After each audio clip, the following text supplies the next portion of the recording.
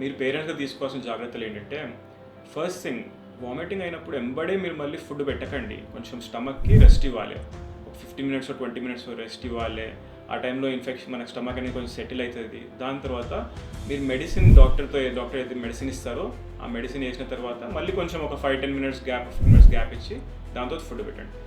Second thing ఏంటంటే, మనం మళ్ళీ రీస్టార్ట్ చేసినప్పుడు ఎంబడే ఎక్కువ ఫుడ్ కాకుండా సింపుల్ బ్లాండ్ ఫుడ్ అనేది పెట్టాలి. సో రైస్, లేకపోతే easy to digest food like bread, లేకపోతే మిల్క్, ఇటువంటివన్నీ కూడా మీరు పెడితే ఎక్కువ ప్రాబ్లం లేకుండా మనకు డైజెస్ట్ అనేది ఈజీగా అవుతుంది.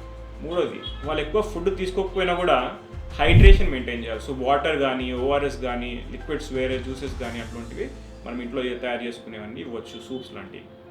నాలుగోది, ఎప్పుడైతే వామిటింగ్ అవుతుందో మనం వాళ్ళకు కంఫర్టబుల్గా మన ఒళ్ళో పెట్టుకొని కొంచెం తల పైకి పెట్టుకుంటే ఆ నాసియా సెన్సేషన్, ఆ వామిటింగ్ సెన్సేషన్ తగ్గుతుంది, ప్లస్ వామిటింగ్ కాకుండా ఉంటుంది. ఐదోది, డిహైడ్రేషన్ కోసం సైన్స్ కోసం మానిటర్ చేయండి. ఏమైనా డిహైడ్రేషన్ సైన్స్ అనిపిస్తే డాక్టర్ దగ్గర ఎంబడే వెళ్ళండి.